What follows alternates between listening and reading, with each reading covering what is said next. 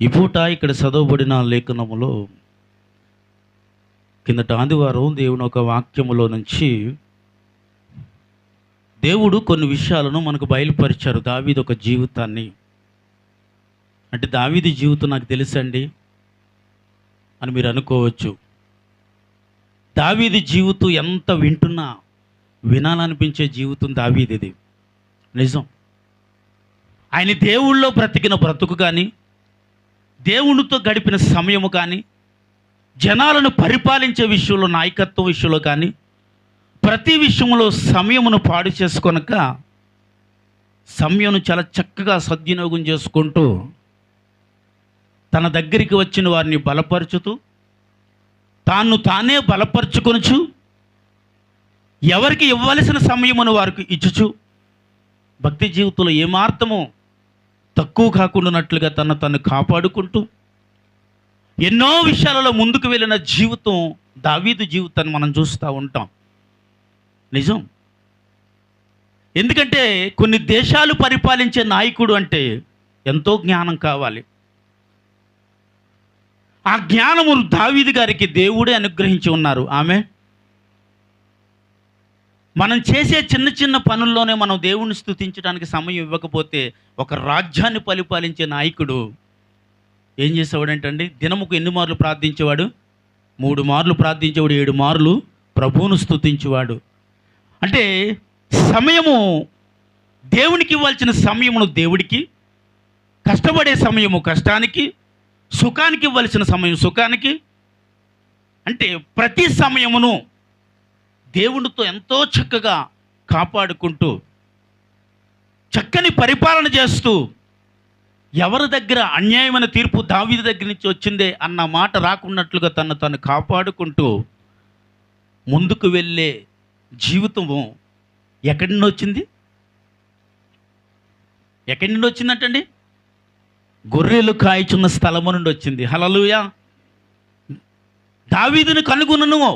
ఎవరు కనుగొన్నాడు? దేవుడు కనుగొన్నాడు. దేవుడు దావీదుని ఎక్కడ కనుగొన్నావయా అని అడిగితే గొర్రెలు కాసుకున్న స్థలములో కనుగొన్నారు. ఆ గొర్రెలు కాసుకునే స్థలములో చక్కని ఆరాధకుడై నిత్యము ప్రభువును స్తుతించేవాడే చక్కని ఆత్మీయతను కాపాడుకుంటూ ఎంతో చక్కగా ముందుకు వెళుతున్న దావీదు కిందటి వారం విలువలేని దావీదు కదండి. విలువలేని దావీదు. ఎవరి దగ్గర విలువ లేదండి? తన అన్నదమ్ముల మధ్యన విలువ లేదు, తండ్రి దగ్గర విలువ లేదు, బయట ఎవరి దగ్గర.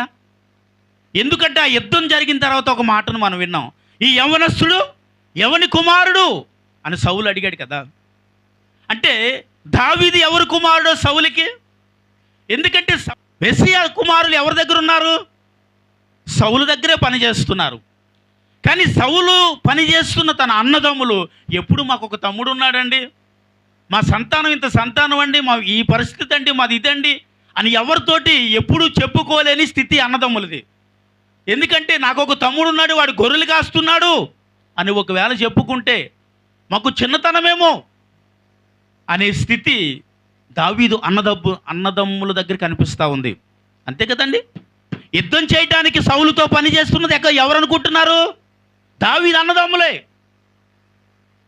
దావీదు అన్నదమ్ములే సౌలు దగ్గర పని చేస్తుండగా వారికి క్యారేజీ తీసుకొచ్చిన తమ్ముడైన దావీదును చూసి యవనస్తుడు అని సౌలు అడుగుతున్నాడు. అంటే ఇప్పుడు మీరు మీ పనుల్లోనో, మీ వ్యాపారంలో, మీ ఉద్యోగాల్లోనో మీరు ఉన్నప్పుడు అక్కడికి మీ తమ్ముడో, మీ అక్కో, మీ చెల్లో, లేకపోతే మీ భార్యో, మీ భర్తే వస్తాడు.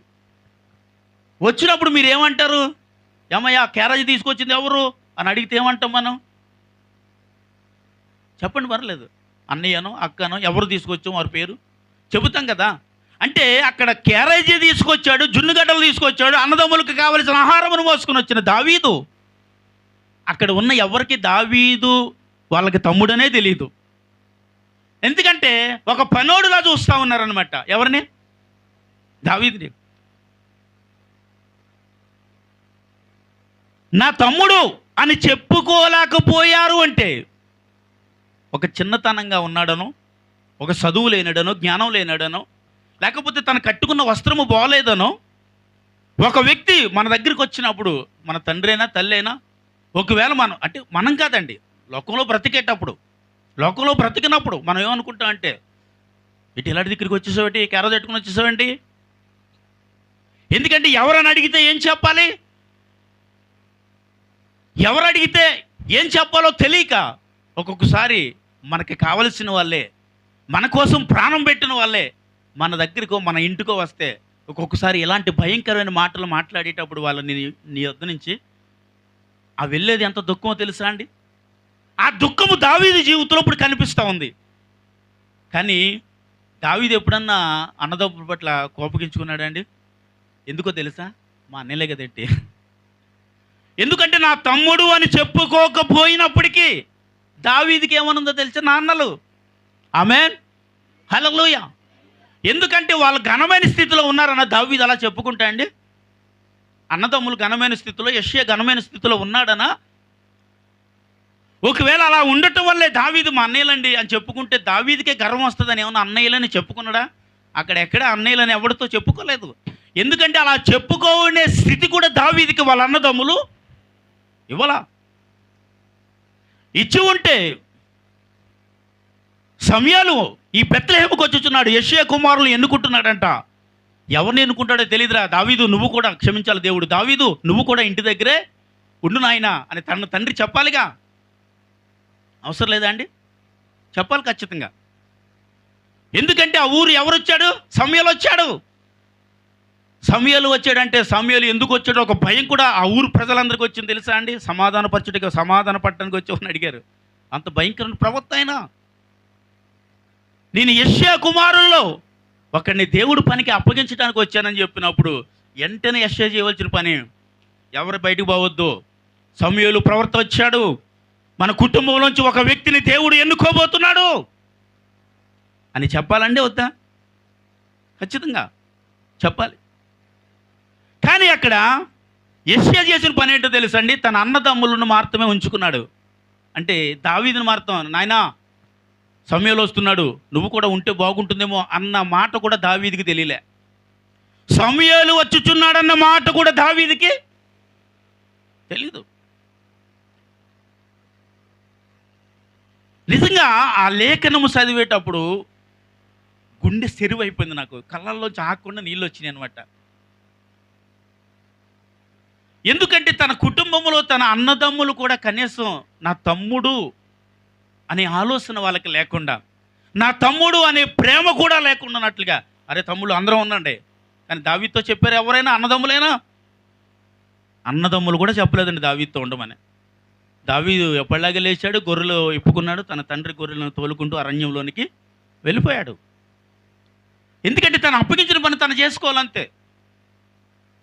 నాకు ఒక పని అప్పగించాడు, ఆ పని నేను చేసుకోవాల్సిందే. ఎవరు అప్పగించాడు? యెషయా అప్పగించాడు, తండ్రి అప్పగించాడు. నాయన గొర్రెలు తోలుకు వెళ్ళిపో, గొర్రెలు జాగ్రత్త, గొర్రెలు కాపాడుకో, గొర్రెలు జాగ్రత్తగా చూసుకోవాలి, జాగ్రత్తగా మేపుకోవాలి, అంతే. అది ఒక్కటే దావీదుకి తెలిసింది. అంతేగాని నాయన నువ్వు కూడా ఉంటు నాయన, సమూయేలు ప్రవక్త వచ్చుచున్నాడంట, మన కుటుంబంలోంచి ఒక వ్యక్తిని దేవుడు ఎన్నుకోబోతున్నాడంట అన్న మాట దావీదుకి తెలియలేదు పాపం. దావీదు వెళ్ళిపోయాడు. తర్వాత తన అన్నదమ్ములు అందరూ వచ్చి సమూయేలు ఎదుట ఒక్కరిని తీసుకొచ్చి నిలవబెడుతున్న ఆ అధ్యాయముని మనం కిందటి వారంలో జ్ఞానం చేసుకున్నాం. అది జ్ఞానం చేసుకునేటప్పుడు దేవుడు అక్కడ మాట్లాడిన మాట ఎంత ఇష్టపడే మాట ఏంటో తెలుసా? సమూయేలు ఏమన్నాడు తెలుసా? యెషయా, నీ కుమారులు వీరినా ఇంకా ఎవరైనా ఉన్నారా అని అడిగేదాకా దావీదు ఉన్నాడని చెప్పాడండి.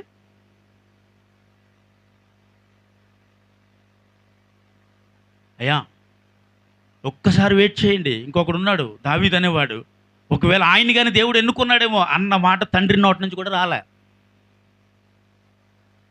అయిపోయింది, ఇంకా అందరూ దులిపేసుకున్నారు. ఎందుకంటే అనుకున్నారు దేవుడు నన్ను ఎన్నుకోబోతున్నాడు కదా, మంచి అందంగా మంచి బాగా సిద్ధపాటు అయిపోయారు వాళ్ళు.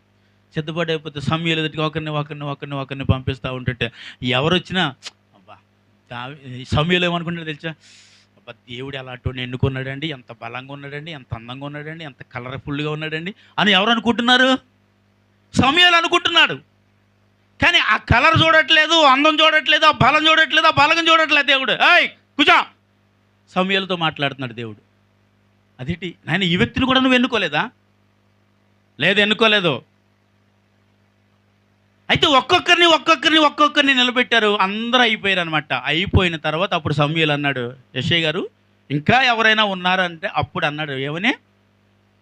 అయ్యా, కడపటి వాడు ఒకడు ఉన్నాడు, దావీదు. ఆడు అరణ్యంలో గొర్రెలు కాసుకొని ఉన్నాడంటే ఆయన అన్న మాట నాకు ఇష్టమైన మాట ఏంటో చెప్పానుగా. ఏంటది? దావీదుని పిలిపించండి, వచ్చే వరకు ఇక్కడ వెయిట్ చేస్తుందాం. దేవుడికి స్తోత్రం చెప్పి చప్పట్లు కొట్టాలి. దావీదుని పిలిపించండి, ఇక్కడ మనం ఎదురు చూద్దాం. ఇప్పుడు నేను అడిగాను కదా, ఎవరు దావీదు కొరకు ఎదురు చూస్తున్నారు? ఆమేన్. అది అక్కడ ఎదురు చూచుతున్నది సమూయేలు కాదు, అక్కడ ఎదురు చూస్తున్నది దావీదు రాకడ కొరకు. సాక్షాత్తపు పరమ తండ్రి దావీదు వచ్చే వరకు ఎదురు చూస్తున్నాడంట. ఆమె హల్లెలూయా. బా, ఎంత ఆనందం అనిపిస్తుందో తెలుసా అండి. ఒక్కొక్కసారి నాకెవరూ లేరు, నా కోసం ఎవరు లేరు అని అనుకునేటప్పుడు దేవుడు వచ్చి, బిడ్డ నేను ఉన్నాను, భయపడకన్నా ఒక్క మాట చాలదా నీకు? ఒంటరితనములో ఏడుస్తున్నప్పుడు ఒక్కొక్కసారి ఒంటరితనం ఉంటుంది. ప్రతి ఒక్కరి జీవితంలో ఒంటరితనం అనేది ఉంటుందండి. భర్త ఉన్నా, భార్య ఉన్నా, తల్లిదండ్రులు ఉన్నా, బిడ్డలున్నా, ఏదో ఒక సమయము తనకి ఒక ఒంటరి జీవితం ఖచ్చితంగా అనుభవించాల్సిన పరిస్థితి ఈ రోజుల్లో ఖచ్చితంగా ప్రతి ఒక్కరికి ఉంటుంది.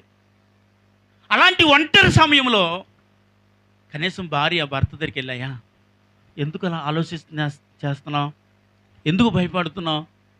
ఏం కాదు, మనకు దేవుడు ఉన్నాడని ఒక మాట అనిందనుకో భార్య, ఎంత ఆనందంగా ఉంటుందండి భర్తకి. అదే భర్త, అదే భార్య ఫీల్ అవుతున్నప్పుడు భర్త వచ్చి, ఎందుకు బిడ్డ భయపడుతున్నావు? ఇప్పుడు అన్నతో తన భర్త ఏమన్నాడు చెప్పండి? అన్న ఏడుస్తుంది. ఎంతగా ఏడుస్తుందంటే సౌత్ పోరు పడలేక. ఆ సౌత్ పోరు ఏంటో తెలుసా? నాకు పిల్లలు ఇచ్చారు, ఎందుకంటే నీకంటే చిన్నదానని, కానీ నువ్వు నాకంటే పెద్దదానం అయినప్పటికీ నీకు ఎవరు లేరు తెలుసా? పిల్లలు లేరు, గొడ్రాలు అని భయంకరంగా ఆ మాటలు అంటుంటే రోజు గదిలోకి వెళ్ళి ఏడ్చేదంటండి. ఎంత ఏడ్చేదంటే తలగొట్టుకుని గుండెలు బాదుకుని, ప్రభువా నేను ఏ తప్పు చేశాను, నేను ఏ అన్యాయం చేశాను, ఎందుకయ్యా నాకు ఈ ఒంటరి జీవితాన్ని ఇచ్చావు, ఎందుకు ఈ గొడ్డిరాలు బ్రతుకు నాకు ఇచ్చావనంట దేవుడికి ప్రతిదినము తన ఇంట్లో ఒంటరిగా కూర్చుని ఏడుస్తూ ఉండేదంట. ఆస్తుంది, మంచి భర్త కూడా ఉన్నాడు, కానీ ఓదార్చే వారి కొరకు ఏం చేస్తుందంటండి? ఏడుస్తుందంట. ఏడుస్తుంటే తన భర్త ఎంత మంచి మనసు, మంచి ఆలోచన దేవుడు తనకు అనుగ్రహించాడు తెలుసా అండి. తన భార్య దగ్గరికి వెళ్ళి అంటాడు, ఎందుకు ఏడుస్తున్నామ్మా అంటే, అయ్యా నేను ఈ బాధ పడలేకపోతున్నాను, ఈ అవమానములు పడలేకపోతున్నాను, ఈ నిందలు నా వల్ల కావట్లేదు. ప్రతి ఒక్కరూ నీకు పిల్లలు లేరు అని అంటే బాధ ఉండదేమో, కానీ నా తోడబుట్టిందల్లా చూసుకుంటున్నా. ఎవరో ఆమె రెండో భార్య కదా, ఆమె నోట నుంచే పెద్దాక నీకు ఇది నువ్వు గొడ్రాలివి అని అవమానంగా మాట్లాడుతుంటేనటండి. ఆ మాటలు వినలేక ఎన్నో చచ్చిపోవాలనే పరిస్థితి అన్న జీవితంలో కనిపిస్తూ ఉంది. ఎందుకంటే తన ఇంటి వారైనను వారిని ఏం చేసి ఉండాలి? ఏం కాదులే అమ్మా, దేవుడు కార్యం చేస్తాడు, దేవుడు గర్భఫలం ఇస్తాడు, దేవుడు నిన్ను దీవిస్తాడు అని ఒక ఓదార్పైన మాటను చెప్పాను అనుకోండి, ఆ ఒంటరితనం ఎందుకు ఆమెలో ఉంటుంది? ఎందుకు ఆమె ఏడవలసిన అవసరం ఉంటుంది? కానీ తన భర్త వచ్చి అన్నాడు, నీకు నేను 10 మంది బిడ్డలతో నేను సమానం కాదా అన్నాడు. చప్పట్లు కొట్టండి ఒకసారి. ఆమెకి ఎంత ఆనందం కలిగించిందో తెలుసా అండి ఆ మాట. నిజమండి, ఒక్కొక్కసారి భార్య మాట భర్తను ఓదార్చాలి, భర్త మాట భార్యను, భార్య మాట భర్తను, తల్లిదండ్రుల మాట పిల్లలను, పిల్లల మాట తల్లిదండ్రులను ఒకరిని ఒకరు బలపరిచే విధానంగా ఉండాలి. అవమానపరిచే స్థితి కనిపించకూడదు. అప్పుడే అలాంటి పరిస్థితులని, ఒంటరితనాన్ని కోరుకుంటారు ప్రతి ఒక్కరూ. ఎందుకంటే అలాంటి మనుషుల మధ్య ఉండలేమండి ఇంకా. కాబట్టి ఒంటరితనం కావాలి, ఒంటరిగా ఏడుస్తూ ఉంటారు. యోబు అలాంటి పరిస్థితులు అన్నీ కోల్పోయిన తర్వాత ఒంటరిగానే కూర్చుని ఏడుస్తూ ఉంటుంటే సాతాను యోబు భార్య దగ్గరికి ప్రవేశించి వెళ్ళి భయంకరంగా యోబుతో మాట్లాడుతున్నప్పుడు యోబు ఆమెను ఏం చేశాడంట? మూర్ఖురాలు వలె మాట్లాడకని గద్దించాడని రాయబడింది. ఆ గద్దింపు ఆమెను మార్చిందండి. ఆమెను చెప్పండి, నిజం. ఆ గద్దింపు ఆమెను మార్చింది. ఒక్కొక్క పరిస్థితిలో నువ్వు గద్దించాలి. ఏమని గద్దించాలి? నీ పరిస్థితిని చూసి నువ్వు ఏడుస్తున్న సమయం ఏడొద్దో. ఎందుకు ఏడుస్తున్నావు? ఏడ్చేదేదో దేవుడి కోసం ఏడు, దేవుడి దగ్గర ఏడు. దేవుడు నీకు ప్రతిఫలం ఇస్తాడనే భర్త కావాలి, భార్య కావాలి. ఆమె హల్లెలూయా. ఒకవేళ ఇలాంటి మనసు కలిగి వారు ఉండగలిగినప్పుడు ఏమి లేకపోయినా వాళ్ళ మధ్యన సంతోషం ఉంటుంది. చప్పట్లు కొట్టరే. ఏం అక్కర్లేదండి, ధనం అక్కర్లేదు, ఇంటి నిండా చుట్టాలు అవసరం లేదు, అమ్మో బిడ్డలు ఉన్నా లేకపోయినా అసలు ఏ బాధ ఉండదు. ఎందుకో తెలుసా? అసలు ఆ ఏమి గుర్తురావు. మనిషి సంతోషంగా గడపగలడు దేవుడితో. ఆమేన్, హల్లెలూయా. ఏమండి, ధనం ఉన్నా అందరూ ఉన్నా ఒక్కొక్కసారి ఏకాకి వంటి జీవితం అని అంటారు కదా. ఆ జీవితం ఎందుకు వస్తుందంటే ఎవరు కూడా నేనున్నాను అనే వ్యక్తి లేనప్పుడే వస్తుంది అది. ఆమేన్, హల్లెలూయా. నేనున్నాను అని ప్రోత్సహించే వ్యక్తి ఎప్పుడైతే నీ జీవితంలో ఉండరో అప్పుడే ఒంటరితనాన్ని మనం ఫీల్ అవుతూ ఒక్కొక్కసారి దుఃఖించి ఏడుస్తూ ఉంటాం. అంటే దావీదు గారి జీవితంలో ఇలాంటి రాత్రులు ఎన్నో గడిపి ఉంటాడంటారా లేడా? నిజంగా అన్నయ్యలే నన్ను గుర్తించట్లేదు. తండ్రి కూడా ఎప్పుడో ఒక రోజు ఇంటి దగ్గర ఉండరా అని అన్నట్టు ఎప్పుడు చూసినా ఉదయాన్నే లేవటం, గొర్రెలు తోలుకెళ్ళటమే. అన్నదమ్ములు యుద్ధం ఉన్నప్పుడు వెళ్తారు బయటికి, లేకపోతే వచ్చి ఇంట్లోనే ఉంటుంటారు. కానీ దావీదుకి రెస్ట్ ఉండదండి. ఎందుకంటే అక్కడ ఏం చేయాలంటే ఆ గొర్రెలు మేపుటకు అరణ్యములోనికి దావీదు ఒక్కరోజు వెళ్ళకపోయినా ఆ గొర్రెలకి ఏముండదు, ఆహారం ఉండదు.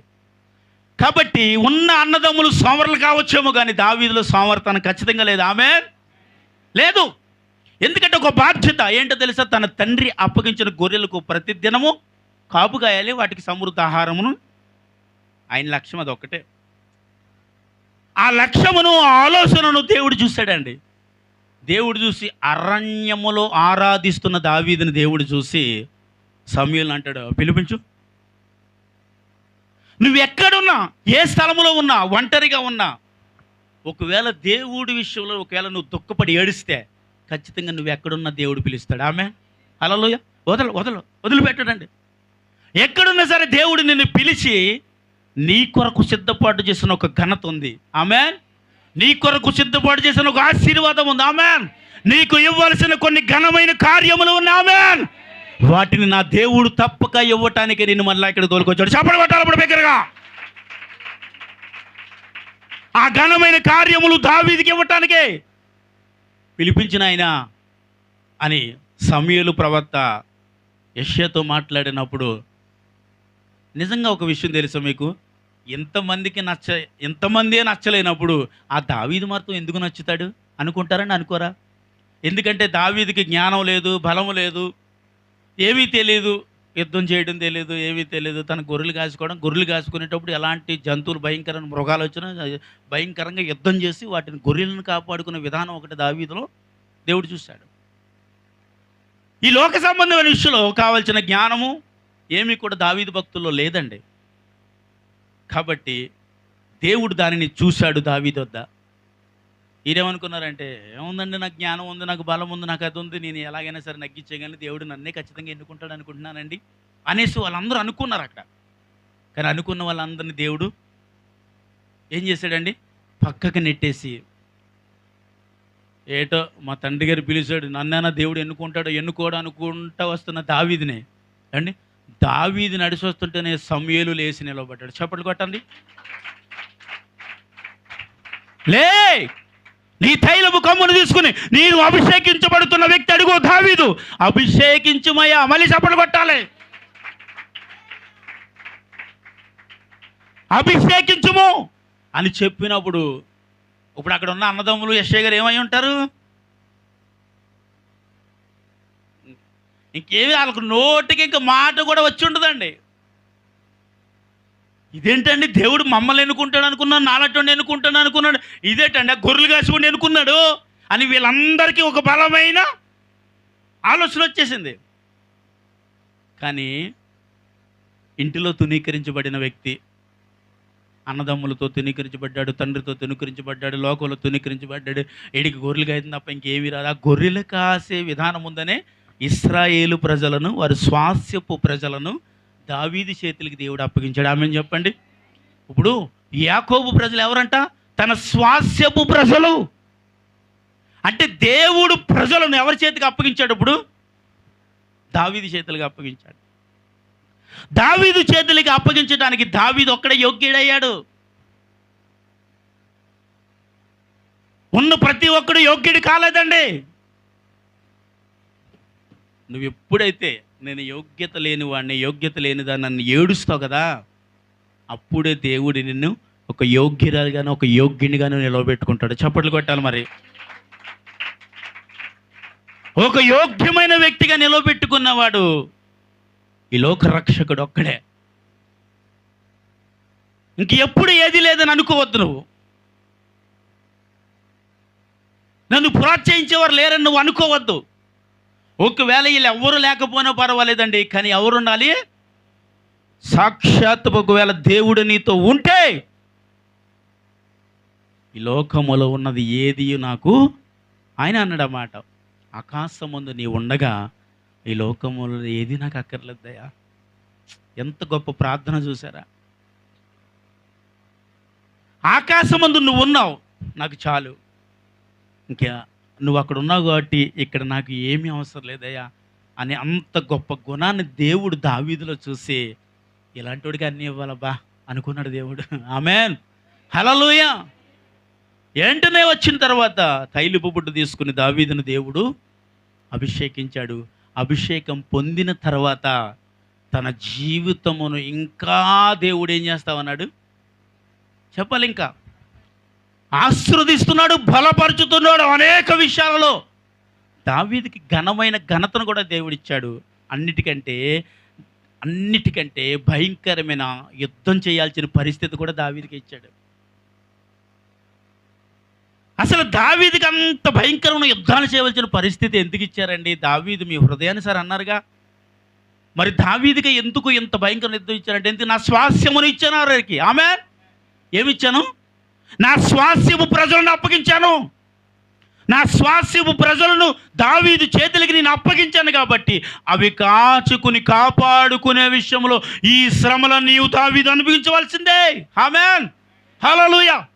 ఈ శ్రమలన్నీ దావీదు ఏం చేయాలి? కాబట్టి దావీదు తన జీవితంలో, ఎందుకంటే ఈ స్వాస్యం ఎవరి చేతిలో ఉంది ఇప్పుడు? అమ్మ, ఎవరి చేతిలో? సౌలు చేతిలో ఉంది. ఈ యాకోబు స్వాస్యము, దేవుని స్వాస్యముగా పిలువబడిన ఈ ప్రజలందరూ సౌలు చేతిలో ఉన్నారండి. అప్పటికే సౌలును దేవుడు ఏం చేశాడంట చెప్పరేమి? విసర్జించాడు. విసర్జించబడిన సౌలుకి బదులే దావీదు. ఆమేన్, హల్లెలూయా. అప్పటికే విసర్జించబడిన వ్యక్తి కొరకు నిలవబెట్టుకున్న వ్యక్తే. అబ్బా, కానీ సౌలు కోసం రాయబడింది ఏంటో తెలుసా? సౌలు యవనస్తుడు, అందగాడు, అన్ని విధాలుగా దీవెనకరమైన వ్యక్తే సౌలు. ఇశ్రాయేలు ప్రజలకి మొట్టమొదట రాజుగా అభిషేకించబడిన వ్యక్తే సౌలు. అలాంటి సౌలు జీవితంలో అవిధేయతను, వ్యతిరేకతను బట్టి దేవుడు తనను విసర్జించి తనకి బదులు దావీదును అభిషేకించాడు. ఇప్పుడు ఈ ఇశ్రాయేలు ప్రజలందరూ ఎవరి చేతిలో ఉన్నారు తెలుసా అండి? సౌలు చేతిలో ఉన్నారు. ఈ సౌలు చేతిలోంచి ఈ రాజ్యం ఎవరి చేతిలోనికి రావాలి? దావీదు చేతిలోనికి రావాలి. దావీదు చేతిలోనికి రావాలి అంటే సౌలు ఏమవ్వాలి? ఇప్పుడు ఆ రాజ్యమును దావీదుకి అప్పగించకుండా ఉండాలంటే సౌలు ఏం చేయాలి? ఏం చేయాలండి? దావీదుని చంపాలి. ఎందుకంటే ఈ రాజ్యం నా చేతిలోకి పోతుంది, పోకుండా కాపాడుకోవాలంటే దావీదుని చంపాలి. ఇది మానవ ప్రయత్నం. ఈ ఇశ్రాయేలు ప్రజలు నా స్వాస్యపు ప్రజలు కాబట్టి పరిపాలించడానికి నాయకుడిగా నిలబడవలసిన ఒకే ఒక వ్యక్తి దావీదు. ఇది దేవుని ఆలోచన. ఏది గొప్పది? ఇప్పుడు అందరూ చెప్తాం దేవుని ఆలోచన గొప్పది కదా అండి. దేవుని ఆలోచన గొప్పది కాబట్టి సౌలు ఎక్కడికి వెళ్ళినా అపవిజయాన్ని పొందుతున్నాడు. ఎక్కడికి వెళ్ళిన విజయం సౌలు జీవితంలో కనిపించట్లేదు. ఏ యుద్ధం చేయాలనుకున్నా ఎక్కడికి వెళ్ళినా ఓటముతో తిరిగి వస్తున్నాడు. చివరి సమయంలో సౌలు యుద్ధానికి వెళ్ళాల్సిన పరిస్థితుల్లో దేవుడి దగ్గరికి వెళ్ళి మొర్ర పెడతా ఉన్నప్పుడు సౌలుతో దేవుడు మాట్లాడలేదు అని అక్కడ ఖచ్చితంగా రాయబడి ఉంది. సౌలుతో ఇంక ఎవరు మాట్లాడలేదు? ఎందుకంటే వారు యుద్ధానికి వెళ్ళే ముందు వారు ప్రార్థించాలి, అంటే విచారణ చేయాలి దేవుని యొద్ద. ఆ విచారణ చేయటానికి కూర్చున్న సౌలుతో దేవుడు ఏం చెప్పలే. అంటే మీరు యుద్ధానికి వెళ్ళమనో వెళ్ళకూడదనో చెబితేనే వారు దానిని బట్టి ముందుకు వెళ్ళాలి. అలా కాకుండా సౌలు విచారించినప్పుడు దేవుడు సౌలుతో ఏమార్థమో మాట్లాడకపోవటం వలన సౌలు ఎక్కడికి వెళ్ళాడంట? కర్ణపిశాచి కలిగిన వ్యక్తి దగ్గరికి వెళ్ళాడు. అంటే చెకునుగాండును కర్ణపిశాచి గలవారిని వీరందరినీ సౌలు పరిపాలన ఉన్నప్పుడు ఊరు బయటికి వెలివేశాడు. వాళ్ళందరినీ ఊర్లోకి వస్తే చంపేస్తా. ఎందుకంటే అప్పుడు మంచి ఆత్మీయంగా ఉన్నాడు సౌలు. అలాంటి ఒక వ్యక్తి దేవుడు మాట్లాడక కర్ణపిశాచి కలిగిన వ్యక్తి స్త్రీ దగ్గరికి వెళ్ళి ఎలా వెళ్ళాడో తెలుసా అండి? మారువేషమును ధరించుకొని వెళ్ళాడు. మారువేషమును ధరించుకొని వెళ్ళి ఆమె ఎదుట కూర్చున్నప్పుడు ఎవరితో మాట్లాడాలనుకుంటున్నావు అంటే, నేను ఒక వ్యక్తితో మాట్లాడాలనుకుంటున్నాను. ఆమె ముఖాను చూపించట్లేదు సౌలు. అసలు నువ్వెందుకు వచ్చావు ఇక్కడికి? సౌలనే తెలియదు ఆమెకి. అసలు నువ్వెందుకు వచ్చావు? ఈ విద్యలు అన్నీ ఎప్పుడో మేము వదిలేస్తావు. ఎందుకంటే రాజు అయిన సౌలు మమ్మల్ని ఏం చేశాడు? ఊరు మధ్య నుంచి వెలివేశాడు. ఎప్పుడు ఇలాంటి పరిస్థితి మా దగ్గరికి రాకుండా ఉన్నట్లు ఒకవేళ చేస్తే చంపేస్తానని ఆజ్ఞ ఇచ్చాడు సౌలు. కాబట్టి నువ్వు మా ఇంట్లోంచి వెళ్ళిపోంటే, లేదు ఒక్కసారి నేను మాట్లాడి వెళ్ళిపోతాను అంటే, సరేలే ఎంతగో వచ్చాడు పాపం, దేని కొరకు వచ్చాడు అని ఆమె కూర్చుని పిలవగానే భూమిలోంచి లేచింది ఎవరంట? ఎవరు లేచారు? సమూయేలు లేచాడు. అప్పటికే సమూయేలు చనిపోయి వెళ్ళిపోయాడు. ఆయన పిలవగానే వచ్చిన సమూయేలు చూసి ఆ కర్ణపిశాచి స్త్రీ అల్లిపోయి నేల పడిపోయింది. ఎందుకు నన్ను పిలిపించావు అని అడిగితే, అయ్యా యుద్ధానికి వెళ్ళవలసిన సమయం వచ్చేసింది, యుద్ధానికి వెళ్ళాలి, దేవుడు ఏ విధమైన స్పందన మాకు కనిపించట్లేదు, కాబట్టి ఏం చేయాలి, మేము యుద్ధానికి వెళ్ళాలా వద్దా అని అడగటానికి వచ్చాను అన్నాడు. నువ్వు యుద్ధానికి వెళ్ళు, కానీ ఆ యుద్ధంలో నువ్వు ఓడిపోతావు, రేపు ఇదే టైంకి నా పక్కన నువ్వు సమాధి చేయబడతావు అని చెప్పి వెళ్ళిపోయాడు. ఒకవేళ మనకి తెలియకుండా మరణం ఉంటే మనకు భయం ఉండదు, కానీ మనం రేపు చచ్చిపోతామని తెలితే అంత భయం ఉంటుందండి. ఎన్ని ఆశలు ఉంటాయి, ఎన్ని కోరికలు ఉంటాయి, బిర్యానీలు అన్నీ వండేసుకుని తినేయాలి, అది తినేయాలి, ఇది తినేయాలి, కొత్త సూటు కొనేసుకోవాలి, అవి చేసుకోవాలి, ఇవి చేసుకోవాలి, ఊరంతా తిరిగేయాలి అని అనిపిస్తుంది. ఎవరికైనా రేపు చచ్చిపోతాం అంటే ఏమనిపిస్తుంది? ఏదో కొన్ని ఆశలు కొన్ని కోరికలు ఇంకా తీర్చేసుకోవాలండి. ఎందుకంటే రేపే నేను ఇప్పుడు నేలను పడి ఏడుస్తున్నాడు సౌలు. తిండి ఆహారాలు మానేసాడంట.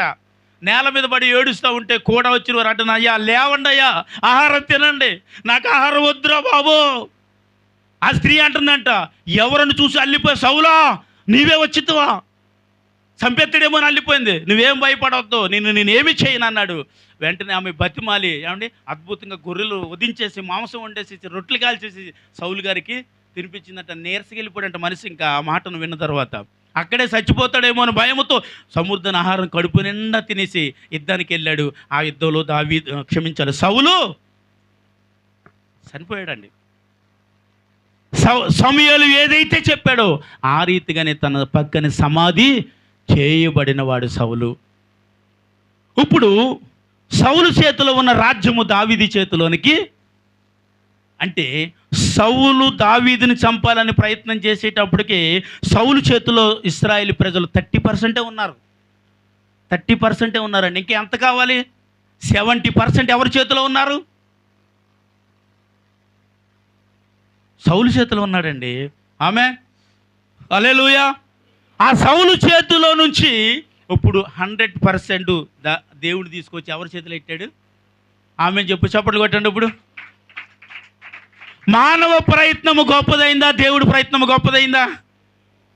ఎందుకంటే దేవుడి మాట అంత అద్భుతంగా మనతో ఉంటుంది అనమాట. ఆమేన్, హల్లెలూయా. ఇదిగో దేవుడు నీ పట్ల చేసే ప్రయత్నములలో నువ్వెందులో విఫలమైపోతున్నానని ఏడుస్తున్నా, విఫలపరిచే దేవుడు కాదు, నిన్ను సఫలము చేయగలిగిన దేవుడు. నువ్వు పడిపోతుంటే చూస్తూ ఉండేవాడు కాడు. అయ్యో ఎవరు లేరని ఏడుస్తున్నప్పుడు ఆయన కూడా నీకు సమాధానం ఇవ్వకుండా వెళ్ళిపోయే దేవుడు కాడు. ఆయన ఖచ్చితంగా నీకు సమాధానము ఇచ్చే తీరుతాడంతే. ఆమె హల్లెలూయా. అంటే అలాంటి పరిస్థితి, అలాంటి భయంకరమైన స్థితి ఎప్పుడైనా, అలాంటి ఒంటరి జీవితం కలిగినప్పుడే దేవుని దగ్గర నువ్వు ఏడ్చే ఏడుపు ఉంటుంది చూడండి, మీరు విడిచే కన్నీళ్ళు ఉంటుంది చూశారు, దానికి ఖచ్చితంగా ఫలము చెప్పండి వస్తుంది. ఒకవేళ మనుషుల దగ్గర నువ్వు కన్నీళ్ళు విడిచినా అది ఉపయోగం ఉండదు, కానీ అది వ్యర్థమే. నువ్వు ఎవరి దగ్గరైనా ఏడ్చి ఒకవేళ నీ స్థితిలో, నీ పరిస్థితిలో నువ్వు ఒకవేళ చెప్పినా అది వ్యర్థమే. కానీ అదే కన్నీళ్ళు ప్రభు పాదాల దగ్గర కారుస్తూ నీ స్థితిని, నీ పరిస్థితిని మొర్ర పెడుతూ, దేవా నీవు తప్ప నాకు దిక్కు లేదయ్యా, నీవు తప్ప నాకు వేరే ఆధారం లేదయ్యా, నీవు తప్ప నాకు ఎవ్వరూ లేరు ప్రభువా, నువ్వు ఒక్కడవు నాతో ఉంటే చాలు ప్రభువా అని నువ్వు చేసే ఒకే ఒక ప్రార్థన నీ జీవితం అంతటిని మారుస్తుంది బిడ్డ. ఆమేన్ చెప్పండి. నిజంగా నువ్వు చేసిన ఒకే ఒక ప్రార్థన నీ బ్రతుకును, నీ జీవితం అంతటిని మారుస్తుంది. ఒకవేళ ఇలాంటి సమయంలో ఒకవేళ ప్రార్థన మనము ఒకవేళ చెయ్యలేక, దేవుణ్ణి అడగలేక, ఏం చేయాలో అర్థం కాక, సిరాకుగా రకరకాలుగా ప్రవర్తిస్తున్నప్పుడు అప్పుడు కూడా దేవుడిని విడిచిపెట్టడు. ఆయన అప్పుడు కూడా మనకి చెప్పే మాట ఏంటో తెలుసా? మోకరించు.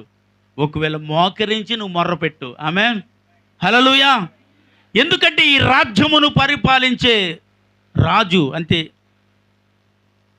100% దేవుడు తీసుకొచ్చి దావీదు చేతిని ఇశ్రాయేలు ప్రజలు అప్పగించబడినప్పుడు అద్భుతమైన పరిపాలన చేస్తున్న దావీదు జీవితంలోనికి మరొక శ్రమ వచ్చిందని చెప్పాను. ఏంటి ఆ శ్రమ? తన కొడుకే శ్రమ అయ్యాడు కదా. తన కొడుకే తనకు శ్రమగా మారిపోయినప్పుడు అప్పుడు కూడా మళ్ళీ తన దేవుడి దగ్గర మళ్ళీ తను తన పనిలో వాడబడటానికి, తన ప్రాణాలు కాపాడుకోవటానికి మళ్ళీ అరణ్య ప్రయాణం రాజుగా ఉన్నప్పుడు కూడా మళ్ళీ చేయాల్సిన పరిస్థితి దావీదు జీవితంలో వచ్చిందా లేదా? నేను అదే అంటాను, అన్ని వేళలా నీ జీవితం ఒకలా ఉండదు, అన్ని వేళలా ఒకలా ఉండదు. దేవుడు ఎప్పుడు నిన్ను హెచ్చించాలో, ఎప్పుడు నిన్ను తగ్గించాలో, ఎప్పుడు నిన్ను ఎక్కడ ఘనపరచాలో, ఎక్కడ తగ్గించాలో అన్ని దేవుడు ఒక్కొక్కటి మన జీవితంలో చేస్తూ ఉంటాడండి. నేను ఒకటి చెప్పనా, నీ దేవుడు నిన్ను హెచ్చించేవాడా తగ్గించేవాడా? చెప్పాలి కరెక్ట్గా. హెచ్చించేవాడే. ఎందుకంటే నీ దేవుడు నిన్ను ఎప్పుడు తగ్గించాడు. ఎందుకో తెలుసా? మనము హెచ్చించబడినప్పుడు మనం తగ్గింపబడతాం అంతే, కానీ దేవుడిని ఎప్పుడైతే మనం హెచ్చిస్తామో అప్పుడు మనము హెచ్చింపబడతాం. ఆమేన్ హల్లెలూయా. నీ దేవుణ్ణి ఎప్పుడైతే నువ్వు హెచ్చిస్తావో అప్పుడే నిన్ను నా దేవుడు కూడా, నన్ను ఘనపరచు వారిని నేనేం చేస్తాను? ఆమేన్ చెప్పండి హల్లెలూయా. నన్ను ఘనపరచు వారిని నేను, ఎందుకంటే నువ్వు ఎప్పుడు దేవుణ్ణి ఘనపరచాలి అనే తలాంపు దావీదులో ఉన్నది కాబట్టి ఆ గొర్రెలు కాసుకుంటూ కూడా దేవుణ్ణే ఘనపరుచుకునే గుణము దావీదుదండి. అందుకే ఆ గుణాన్ని చూసి దేవుడు తీసుకొచ్చి రాజుని చేసి సింహాసనం మీద కూర్చొండబెట్టి, ఈ వీళ్ళందరికీ న్యాయం చెప్పవయ్యా అన్నాడు. ఆమేన్ హల్లెలూయా. అండి గొర్రెలు కాసుకునే దావీదుకి రాజ్య పరిపాలన దేవుడు అప్పగించి అందరి మీద అధికారం ఇచ్చాడు. తన కుటుంబం మీదే తనకు అధికారం ఉండేది కాదు పాపం, తన అన్నదమ్ముల మీదే అధికారం ఉండేది కాదు, తన తండ్రి మీదే తనకు అధికారం ఉండేది కాదు. ఏదైనా ఒక మాట చెప్తుంటే నువ్వు చెప్పొచ్చులే, నీకేం తెలిసి చెప్తున్నారా అనే స్థితి దావీదుది కదండి. కానీ అదే దావీదు రోజు ఆ కుర్చీ మీద కూర్చుండి ఏది చెప్పాలనుకుంటున్నాడో ఆ ప్రజలకు అది చెప్తున్నాడు. ఆ మాటకు కట్టుబడి ఆ ఇశ్రాయేలు ప్రజలు, కోర్టులు తీర్పులే ఉన్నాయండి, దావీదు మాటే వాళ్ళకి అంత. దావీదు ఒకే ఒక మాట వాళ్ళు కట్టుబడి బ్రతికినట్లుగా ఆ నోట నుండి అట్టి మాటలు దేవుడు దావీదు నోట నుంచి పలికేవాడు అంటే. ఆమేన్ హల్లెలూయా. అంటే దావీదు గారి జీవితాన్ని చూస్తున్నారు, అప్పుడు ఎంత తను తగ్గింపుగా బ్రతికాడు అంతగా దేవుడి చేత హెచ్చించబడ్డాడు. ఇప్పుడు మళ్ళీ చప్పట్లు కొట్టాలి. నీ జీవితంలో ఎంతగా మీరు తగ్గించుకుని మీరు బ్రతకగలరో అంతగానే దేవుడు మిమ్మల్ని కూడా మీ నోటి మాటలోనో, మీ ప్రవర్తనలోనో, మీ ఆలోచనలోనో, ఎందులోనైనానండి హెచ్చింపు గుణం ఎక్కడ కనపడకుండా బ్రతకండి. అబ్బా మీ జీవితాలు ఇంకా అద్భుతం. ఆమేన్ చెప్పాలి. హల్లెలూయా. ఎందుకంటే తాను హెచ్చించుకున్నవాడు తగ్గింపబడును, తాను తగ్గించుకున్నవాడు హెచ్చించబడును అని బైబిల్లో రాయబడిన మాట అనేది. ఎప్పుడైతే నీవు తగ్గించుకుంటావో దేవుడే నిన్ను హెచ్చించేస్తాడు. ఆమె చెప్పాలి.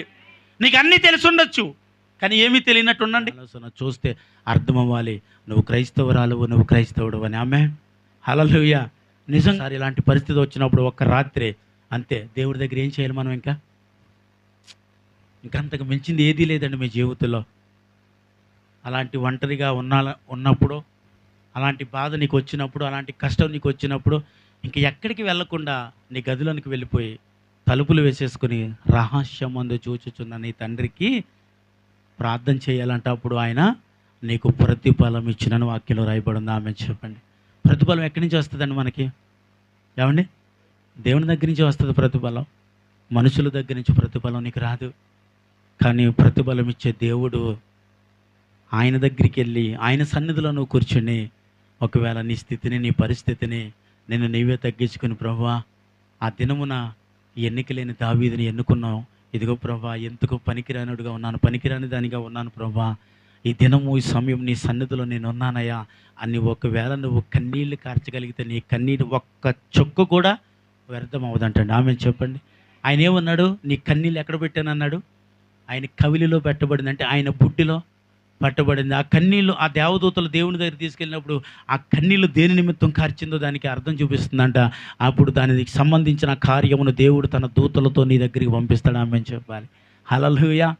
అన్యుడైన కర్నేలు ఏం చేస్తున్నాడు? ఏడ్చుచూ ప్రార్థన చేస్తున్నప్పుడు ఆ కన్నీటి ప్రార్థనే దేవుని దూత వచ్చిందండి, కన్నీళ్ళతో మాట్లాడిందా? ఆ మాటే తన కుటుంబానికి రక్షణ ఇచ్చిందా? అంటే సమయమును ఏమార్థము అసలు పాడు చేసుకున్న వారు కాదండి. సమయమును నువ్వు చాలా జాగ్రత్తగా ఏం చేయాలో తెలుసా? కాపాడుకోవాలి. ఇలాంటి ఒంటరితనమో, ఒక బాధో, ఒక దుఃఖమో, ఒక భారమో నీ జీవితంలోనికి ఒకవేళ వస్తే ఇంకా ఎవరితో చెప్పుకోవద్దు. ఎక్కడికి వెళ్ళొద్దు. నువ్వు ఎక్కడికి వెళ్ళాలి? మనం ఎక్కడికి వెళ్ళాలండి? ఆయన పాదాల దగ్గరికి వెళ్ళాలంతే. ఆయన పాదాల దగ్గరికి వెళ్ళి ఒకవేళ నువ్వు మొర్ర పెడితే ఆ మొరను తను ఏం చేస్తాడు? వింటాడండి. ఎందుకంటే ఈ భూమి మీదకి వచ్చిన దేవుడు కూడా తన చిత్తమును తను నెరవేర్చుకోలేదంట, తండ్రి చిత్తమును నెరవేర్చడానికి వచ్చానన్నాడు. అన్న మత్తయి సువార్త తీయండి ఒకసారి, 26వ అధ్యాయము 39వ వచనం.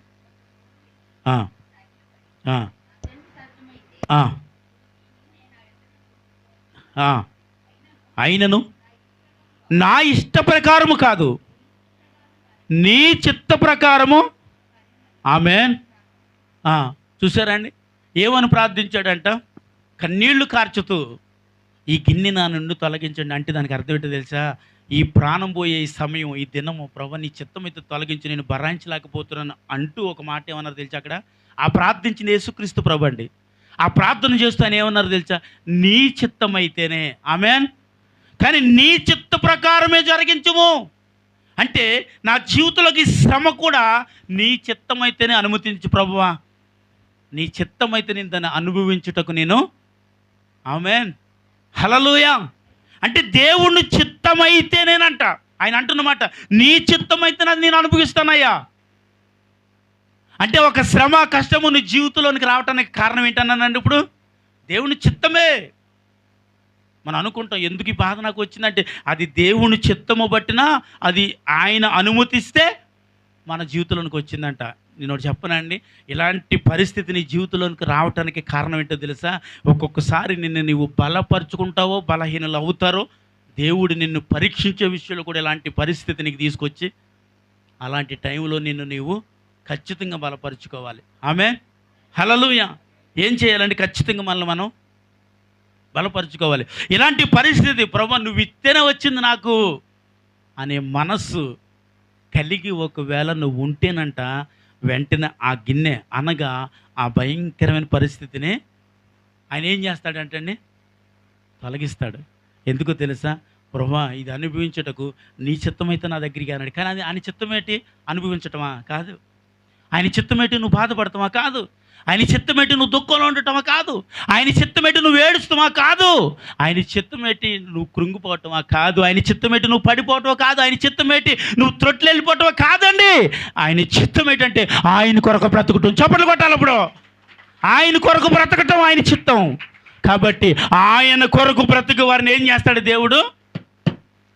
చెప్పండి. ఆయన కొరకు బ్రతుకు వారిని ఏం చేస్తాడు అన్నాను? ఈ లోకానికి నిన్ను మరుగు చేస్తాడు. ఆమేన్, హల్లెలూయా. ఈ లోకానికి నిన్ను మరుగు చేస్తాడు. ఆ లోకానికి మరుగైనప్పుడు కొన్ని సమస్యలు నిన్ను పీడిస్తాయి, వెంటాడుతాయి, అంతే. కానీ నువ్వు మరుగైన వ్యక్తి ఎవరో తెలుసా? నిన్ను మరుగు చేసిన వ్యక్తి ఎవరో తెలుసా? సర్వ సృష్టికర్త అండి. ఆమేన్. ఆయన నిన్ను మరుగు చేశాడు. ఎందుకంటే ఏది నీకు అంటుకోకూడదు. ఎందుకో తెలుసా? నువ్వు నా బిడ్డవు. ఇప్పుడు చప్పట్లు కొట్టాలి. ఏది నీకు అంటుకోకూడదు. ఎందుకంటే నువ్వు నా బిడ్డవు కాబట్టి. ఆమెను చెప్పాలి ఇప్పుడు. హల్లెలూయా. ఎందుకంటే ఆయనకి ఏది అంటుకోలేని వ్యక్తి ఆయన. ఏ పాపము ఆయనలో లేదని వాక్యము సెలవిస్తుంది కాబట్టి నీలో కూడా ఏమీ ఉండకూడదని దేవుడు అనుకున్నాడు. కాబట్టి ఆయన తీసి ఎక్కడ పెట్టుకున్నాడు? ఆయన పక్కనే పెట్టుకున్నాడు. అంతే. ఆమెను చెప్పండి. హల్లెలూయా, హల్లెలూయా. ఒకవేళ ఆయన ఆ రీతిగా ఒకవేళ నువ్వు పెట్టుకుంటే ఎలాంటి శ్రమ వచ్చినా ఆయన దాటి నీ దగ్గరికి రావాలి తప్ప నిన్ను దాటి ఎప్పుడు పోనివాడు. హల్లెలూయా. నీ మీదకి రానివాడు బిడ్డ. ఎందుకంటే ఆయనను దాటే రావాలి ఏదొచ్చినా సరే నీ దగ్గరికి. అంతేనండి. ఆయన దాటి రావాలి. ఆయన దాటి వస్తే వరకు ఊరుకుంటాడా దేవుడు? ఊరుకోడు. ఎందుకని? చూడు, ఎక్కడ చెక్కాడు నిన్ను? తన అరచేతిలో చెక్కాడు. అంటే తనను దాటేగా రావాలి నిన్ను. అనారోగ్యమైన, బాధ అయినా, వ్యాధి అయినా, కష్టమైనా, లేమైనా, ఏ పరిస్థితి అయినా నువ్వు చచ్చిపోవాలనుకున్నా ఆ మరణము రావాలన్నా సరే క్రీస్తును దాటే రావాలి. హల్లెలూయా. క్రీస్తును దాటే రావాలి. క్రీస్తు మరణమును జయించాడండి. చప్పట్లు కొట్టాలి. క్రీస్తును మరణము జయించాడు. మరణమాని ముళ్ళు ఎక్కడ? మరణమాని విజయం ఎక్కడండి? మరణపు ముళ్ళను విరిచి యేసు క్రీస్తు ప్రభు వస్తే మరణాన్ని నీ దగ్గరికి ఎలా రాణిస్తాడు అనుకున్నావు బిడ్డ? రానివ్వడు. నువ్వు చచ్చిపోతుంటే చూస్తూ ఉండడు. నువ్వు మరణంలో దిగుతుంటే, నువ్వు పాతాళంలో పడిపోతుంటే, నువ్వు అవిధేయతలో పడిపోతుంటే, నువ్వు శాపంలో పడిపోతూ ఉంటుంటే ఎందుకు చూస్తూ ఉంటాడు? నీ ముందు నిలవబడిన వాడు ఆయన కాబట్టి ఆయనని దాటి నీ దగ్గర ఏది రాదు. చప్పట్లు కొట్టప్పుడు ఆమెను చెప్తూ కొట్టాలా? ఆమె. హల్లెలూయా. ఏది అయినా నీ దగ్గరికి రావాలంటే ఇప్పుడు ఎవరిని దాటి రావాలి? చెప్పండి మీరు అందరూ చెప్పండి. యేసయ్యను దాటి నా దగ్గరికి రావాలి. ఆమెన్, హల్లెలూయా. యేసయ్యనే దాటి నీ దగ్గరికి రావాలి. ఏ కష్టము నిన్ను పాడు చేయాలన్నా, ఏ కష్టము నిన్ను చెడపాలనుకున్నా, ఎలాంటి పరిస్థితుల్లో నువ్వు పడగొట్టాలనుకున్నా ఆ పడగొట్టడానికి ముందు నా యేసయ్య ఉన్నాడు. మళ్ళీ చప్పట్లు కొట్టాలి. ఆ పడగొట్టడానికి ముందు ఎవరున్నారండి? ఇప్పుడు నువ్వు పడిపోతుంటే చెయ్యిస్తాడేవుడా? నువ్వు జారిపోతుంటే చెయ్యిస్తాడేవుడా? నువ్వు ఆర్థికంగా నలిగిపోతుంటే ధనం ఇస్తాడేవుడా? అనారోగ్యంతో బాధపడుతుంటే నీకు బలమునిచ్చి స్వస్థపరచుతాడా? స్వస్థపరచడా? ఎందుకంటే నీ ముందు ఎవరున్నారు? ఇప్పుడు నా దేవుడు ఉన్నాడండి. ఆమె. హల్లెలూయా. నీ ముందు ఎవరున్నారు బిడ్డ? చెప్పుకున్న అందరూ, నా ముందు ఎవరున్నారు? నా ముందు నా యేసయ్య ఉన్నాడండి. ఆమె. హల్లెలూయా. నా ముందు నా దేవుడే నిలిచి ఉన్నాడు. కాబట్టి ఏదైనా ముందు రావాలంటే ఎవరిని దాటి రావాలి? మనం ఒక్కొక్కసారి మనుషులు చెప్పే మాట వింటాం కదా, ఎవరొత్తనిదే రాని, ముందు ఎవరున్నానా? నేను అంటారు. అమ్మ అంతే కదా, నేనున్నాను, ఎవరు వచ్చినా పర్లేదు, నేను చూసుకుంటాను. ఈ లోపల వస్తూ ఉంటుంటే నువ్వు వెతుక్కోవాలి. ఏది ముందుంటానన్న వ్యక్తి కనపడ్డాడు, వెనక్కి ఎక్కడికి వెళ్ళిపోతాడు, కనిపించరు వాళ్ళు. కానీ నువ్వు చూడగలిగితే ఎవరుంటారు నీ ముందు? ఇప్పుడు బిలాము తన ముందునున్న దేవదూతను చూడగలిగాడా? చూడలేకపోయాడు. ఎందుకో తెలుసండి? తన మనోనేత్రం ఏం చేయబడిందంట? మూతబడింది. కాబట్టి ఎదురుగా నిలిచి ఉన్న గాడిదండి. గాడిద చూసి ఆగిపోయింది. ఎవరిని చూసి? ఆ దూత కగ్గమ్మ పట్టుకుని దారి మధ్యలో నిలవబడితే ఆ గాడిద చూసి ఆగిపోయింది. ఎంత కొట్టినా సరే వెళ్ళట్లేదు. పక్కన శాలలోకి వెళ్ళిపోతుంది, అటు వెళ్ళిపోతుంది, ఇటు వెళ్ళిపోతుంది. ఎట్ట కొట్టినా అది రోడ్డు ఎక్కట్లేదు. ఎందుకంటే రోడ్డు ఎక్కాలంటే ఎవరున్నారు? దేవదూత కగ్గం పట్టుకుని నిలబడి ఉంది. అది ఎవరికి కనపడుతుంది అంటే ఆ గాడిదకి కనబడుతుంది. గాడిద మీద కూర్చున్న బిలాముకు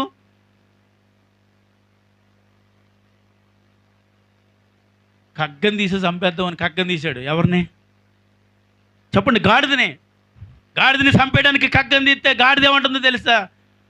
యజమానుడా, నిన్ను ఎక్కించుకుని ఎన్ని ప్రాంతాలు ఎక్కడెక్కడికో తిప్పాను కదా, ఎప్పుడైనా ఇలా చేశాను? నేను ఎప్పుడైనా నిన్ను బాధ పెట్టానా? ఎప్పుడైనా నిన్ను దుఃఖపరిచానా? ఎందుకు ఈ పరిస్థితి నీకు వచ్చింది, ఎందుకు ఇలాంటి పరిస్థితి అనుభవిస్తున్నావు తెలుసా, నా ముందు ఉన్నది ఎవరో చూడు, నీ కళ్ళు తెరవబడాలంటుంది ఆ గాడిద. హల్లెలూయా. ఆ గాడిద మాట్లాడుతూ ఉంటుంటే అప్పుడు బిలాము కళ్ళు తెరవబడ్డాయి. ఎదురుగుంట నిలిచి ఉన్న ఎవరిని చూస్తున్నాడు? ఖడ్గము పట్టుకున్న నిలవబడిన దేవదూతను చూస్తూ ఉన్నాడు. చప్పట్లు కొట్టేసినా మనం అయిపరచాలి. ఎదురుగుంట నిలవబడిన దేవదూతను చూసి వెంటనే సాటంగపడి, అమ్మా క్షమించు నన్ను, దేవా నన్ను క్షమించని ఏడుస్తున్నాడు. అంటే ఒక్కొక్కసారి మన మనోనేత్రం మూతపడే దేవుని కార్యాలు మనం చూడలేమేమో, కానీ ఒకవేళ నీ మనోనేత్రం తెరవబడితే దేవుని కార్యాలు చూడగలవు బిడ్డ. ఆమెను చెప్పండి. హల్లెలూయా. దేవుని కార్యాలు నువ్వు చూడగలవు, దేవుడు చేసే అద్భుతాలు మీరు చూడగలరు. ఎందుకంటే మీ ముందు ఎవరున్నారు? దేవుడు ఉన్నాడు. కాబట్టి ఒకవేళ బిలాములా ఒకవేళ ఇంకా మనకు మనోనేత్రం మూతపడితే ఇప్పుడు ఆ మనోనేత్రం నా యేసుక్రీస్తు ప్రభు తెరవబడును కాక ఇప్పుడే. ఆమేన్. హల్లెలూయా. తెరిస్తే నీ ఎదుట ఉన్న ఆశ్చర్యకారాన్ని చూస్తావు. అప్పుడు ఎందుకో తెలుసా? కీడు వెనక ఏం దాసించాడు అంత బైబిల్లో? మేలు దాసించాడంట. ఇప్పుడు నీవు కీడు అనుభవించుస్తున్నావు అంటే దానికి తగిన మేలు. ఆ మాట వింటున్నప్పుడు మీకు అనిపిస్తుంది, నాకు అనిపిస్తుంది, ప్రభువా అంటే ఇంత కీడులో నేను ఉన్నానంటే ఇంకా ఎంత పెద్ద మేలు నా కొరకు దాసి ఉందో. ఆమేన్. ఇంత భయంకరంగా నేను ఉన్నానంటే, ఇంత బాధపడుతున్నానంటే, ఇంత సమస్యలు అనుభవిస్తున్నానంటే, అవ్వ ముందు ముందు ఎంత మేలు నాకు చేయబోతున్నావో అనే నేత్రము మనకు తెరవబడాలంట. ఆమేన్. హల్లెలూయా. నిజమండి. ఎప్పుడు నీ కుటుంబంలో, నీ ఇంటిలో, నీ పరిస్థితి ఇలాంటి పరిస్థితి ఎదురైనప్పుడే ఒకవేళ దేవా ఇన్ని అనుభవించుచున్నానంటే ముందు అనుభవించబోతున్న ఆశీర్వాదాలు ఇంకా గొప్ప అనమాట. ఆమేన్. అంటే దీనికంటే తర్వాత అనుభవించబోతున్నవి. ఇప్పుడు కష్ట, శ్రమలు, ఇరుకులు, ఇబ్బందులు, ఈ పరిస్థితులు గుంట ముందుకు వెళుతున్న నీ జీవితంలో దేవుడు ముందున్నాడు బిడ్డ. వీటన్నిటిని తొలగించేస్తాడు ఒక దినము. ఆ తర్వాత నువ్వు మేలులోనే మార్గంలో నడుస్తూ ఉంటావు. ఆమేన్ చెప్పండి. నిజం, మేలులోనే మార్గంలో నడుస్తూ ఉంటావు. ఆ మేలు నీ యొద్ద నుంచి తీయట ఎవడికి సాధ్యపరచబడదు. చప్పట్లు కొడదామా? ఆ మేలు ఎవడు తీయలేడంటే ఇంకా దేవుడు ఒక్కసారి నిన్ను దీవించేసాడానికి ఇంకా ఆ దీవెన తీయటం ఎవ్వడి వల్ల అవుతుందా? ఏడాడు అవుతుందండి? ఎవరి వల్లనా? ఒక్కసారి దేవుడు దీవించే వరకే, ఒక్కసారి దేవుడు నీతో మాట్లాడే వరకే, దేవుడు ఒక్కసారి నిన్ను స్వస్థపరిచే వరకే, దేవుడు ఒక్కసారి నీతో మాట్లాడే వరకే పరిస్థితి అంతే. కాబట్టి దేవా నాతో మాట్లాడు, నన్ను స్వస్థపరచు, నన్ను దీవించు అని ఒకవేళ నువ్వు ప్రార్థించి ఏడవగలిగితే దేవుడు వాటన్నిటిని నీకు అనుగ్రహించి నీకున్న దుఃఖాన్ని, భారాన్ని, బలహీనతలను, అవిధేయతలను అన్నీ తీసి ఒక మేలుకరమైన మార్గంలో ఆయన నిన్ను ఏం చేస్తాడు? నడిపిస్తాడని చెప్పండి. ఎవరిని? నన్ను నడిపిస్తాడని చెప్పండి. ఆమేన్. హల్లెలూయా. ఆయన నిన్ను నడిపిస్తాడు. నడిపించాలంటే మనం ఏమనాలి తెలుసా? ప్రభా ఏమనాలి? ఈ కీడనకి ఏముందని చెప్పాలి దేవుడికి? మేలుందయ్యా, నువ్వు ఇంత కీడు నేను అనుభవించుతున్నానంటే ఎంత మేలు నేను అనుభవించబోతున్నానో అనే ఒక నీ హృదయంలో ఒకవేళ నువ్వు సంతోషగలిగితే, ఎందుకంటే ప్రభునందు నేనేం చేయించున్నాను? సంతోషించుచున్నాను అంటాడు. ఎప్పుడు సంతోషిస్తున్నావయ్యా దావీదు అని అడిగితే, ఈ సౌలు నన్ను తరుగుతున్నప్పుడు సంతోషించుచున్నాను, ఈ సౌలు చేతులకి పట్టబడకుండా దేవుడు నన్ను తప్పిస్తున్నప్పుడు నేను సంతోషించుచున్నాను. కానీ మనకేమనిపిస్తుందో తెలుసా? అభిషేకింపబడిన తర్వాత ఎంత భయంకరమైన శ్రమ నా జీవితంలోకి ఎందుకు వచ్చింది?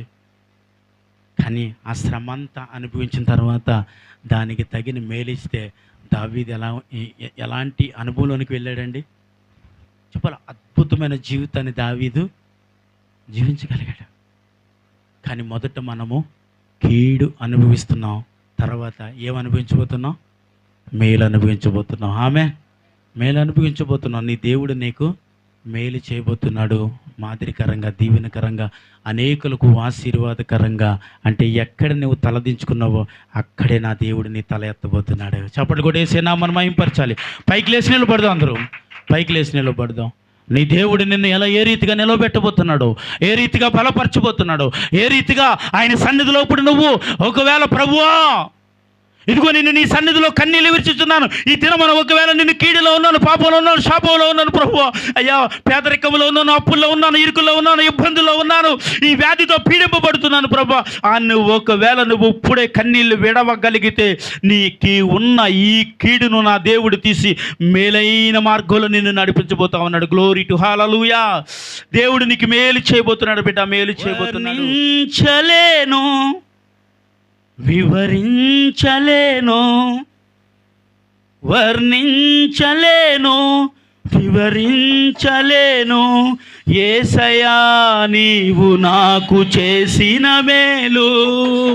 యేసయ్యా నీవు నాకు, అందరూ యేసయ్యా నీవు నాకు చేసిన మేలు, యేసయ్యా నీవు నాకు చేసిన మేలు వర్ణించలేను, వివరించలేను, వర్ణించలేను, వివరించలేను. తోడు లేక నీడలేక తిరుగుతున్న నన్ను ఆదరించినావు, ఓదార్చినావు. తోడు లేక నీడలేక తిరుగుచున్న నన్ను ఆదరించినావు, ఓదార్చినావు. ఏమని వర్ణించను, రుణం ఎలా తీర్చను, ఏమని వర్ణించను, రుణం ఎలా తీర్చను.